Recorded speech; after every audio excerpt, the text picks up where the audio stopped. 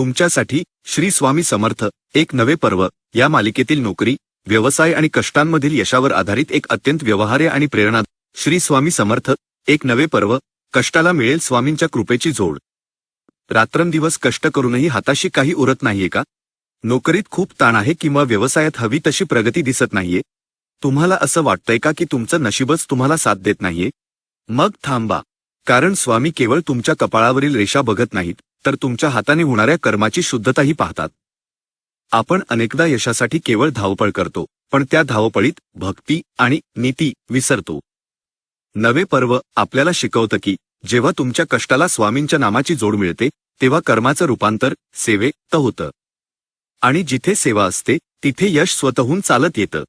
नवे पर्व, कर्माकडून यशाकडे जाणारा प्रवास। या नव्या टप्प्यावर आपल्याला आपल्या कामाकडे पाहण्याचा दृष्टिकोन बदलायचा आहे। काम हीच सेवा माना। तुम्ही नोकरी करत असाल किंवा व्यवसाय, ते काम स्वामींनी दिलेली जबाबदारी म्हणून करा। जेव्हा तुम्ही मालकासाठी किंवा फायद्यासाठी नाही, तर स्वामींसाठी काम करता, तेव्हा कामाचा ताण निघून जातो आणि दर्जा वाढतो।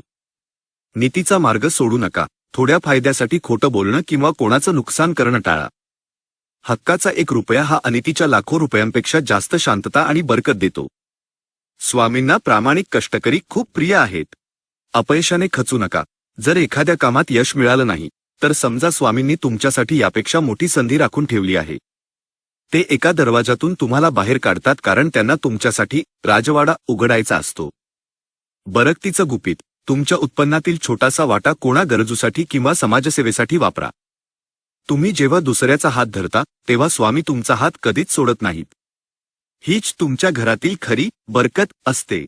चला, आज या नव्या पर्वात आपण तक्रार करणं सोडून देऊया।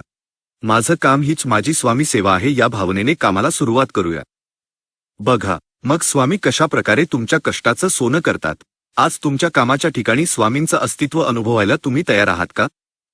कमेंटमध्ये माझे कर्म हीच माझी सेवा असं लिहा आणि तुमच्या कामात स्वामींचा आशीर्वाद मिळवा। ही पोस्ट तुम्हाला तुमच्या कामात नवीन उत्साह देईल अशी आशा आहे। पुढची पोस्ट कोणत्या विषयावर हवी